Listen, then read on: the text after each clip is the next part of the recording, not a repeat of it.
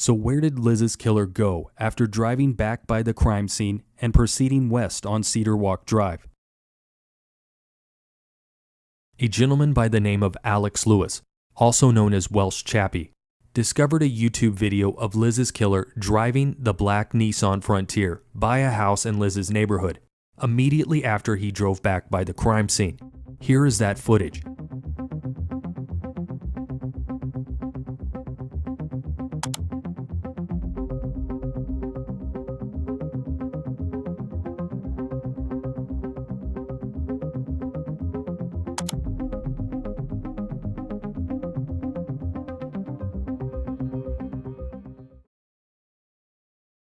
This camera is located at 24535 Sandusky Drive, which is where the yellow star is at on this Google Map image. It's at this intersection of Sandusky Drive and Brogan Court where this footage was captured.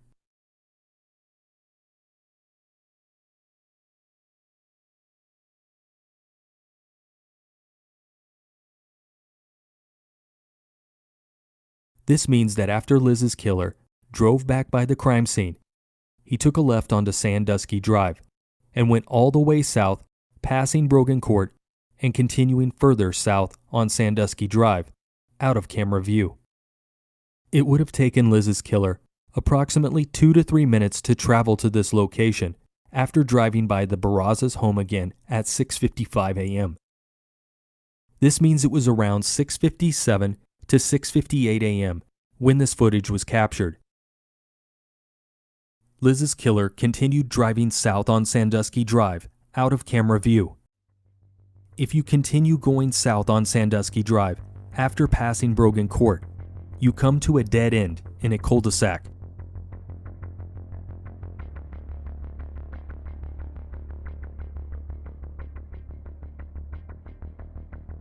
This leaves only 3 possibilities. Option number 1, Liz's killer lived or had access to one of these homes in this area, pulled the truck into a garage, and closed the door before being seen. Option number 2, Liz's killer went off-roading out of the cul-de-sac and took one of 2 exits. He either turned left, drove down this dirt path, and then jumped onto Kuykendall Road, or he went right out of the cul-de-sac, passed over this ravine, took this narrow side path lined with trees, and proceeded onto Emerald Pool Falls Drive. From Emerald Pool Falls Drive, he could have taken side streets in this neighborhood until he got to Kuykendall Road. The reason I keep mentioning Kuykendall Road is because it is the main road in this area of Tomball, and is the only road in this area that will connect you to other major roads and freeways. If Liz's killer was trying to get out of that area as fast as possible, he would have had to have taken Kuykendall Road at some point. Option number 3. Liz's killer got to this cul-de-sac at the end of Sandusky and realized in the heat of the moment he had missed his turn. So he made a U-turn, drove back north on Sandusky, turned right on Brogan Court, and took Brogan Court to Kuykendall Road. We can eliminate this option immediately because it's not possible. Alex Lewis got a hold of the homeowner on Sandusky Drive and spoke with him. The homeowner told Alex he reviewed all the footage for the morning of January 25, 2019, and after the killer drove by their house heading south on Sandusky Drive, the truck never returned.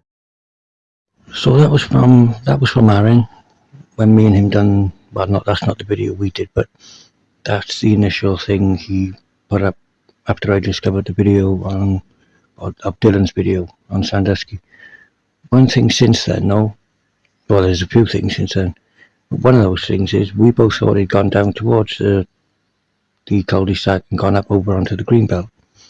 But in this email I'm going to put on screen now, that tends to suggest by what Sergeant Ritchie's saying there that he went down to that cul-de-sac, and his words, as you see in the email, was he doesn't remember seeing the truck go off-road, which doesn't really sound right to me. I mean, there's something you know if it did or didn't.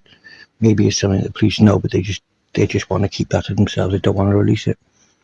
But if it hasn't gone off-road, if Richie is just saying, well, we didn't see it go off-road because it didn't go off-road and over that cul-de-sac, then that basically, if we know it went down towards that way, but it didn't go off-road there, then it's only leaving one option as to where it could have possibly gone. And then that leads into then the next part of this, where we went and spoke to another neighbour who told us that they had footage from the 26th of January, 12:30 a.m. that shows a very similar truck still in the area.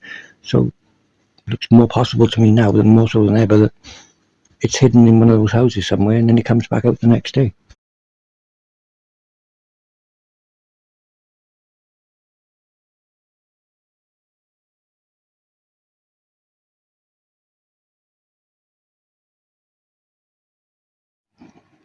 This sighting is confirmed to be on the 26th of January, the next morning, 12:30 a.m. by Constable Villalobos in her supplemental report. And you'll notice, as she says, she refers to this as a suspect vehicle. When I spoke to the gentleman who owns the house in the footage, he said that she dismissed it on the day as that's not going to be our suspect vehicle because they will not be in the area still the following day. But as you can see in her supplemental report, she actually refers to it as footage of the suspect vehicle, and if it is true, then that is the next day. So why is it still in the area the next day, if that is it? So if you couple this with what Richie has said as well in several emails to me, in which he says that there is no footage of the truck leaving the neighbourhood, and the last time we know it to be, or the last time it's seen on any camera, is actually still inside the neighbourhood. So it's never caught on camera leaving, which it should be if it left the neighbourhood. If it's not caught on any camera leaving and there's a truck of a very similar, looks identical to me, still in that area the next day, then all things seems to point to this truck never leaving that area. It must have gone into some sort of garage or a house or something close to the area, because it's still there the next day, it looks like anyway. Villalobos refers to it as a suspect vehicle. Richie's told me in several emails that I'll put on screen for you now that the truck never left, or they don't see it leaving the area. He even says that it went down onto the cul-de-sac, or he went down to the cul-de-sac, on Sandusky, doesn't see it leaving, and doesn't see it on any other camera leaving, so it's got to still be in there somewhere.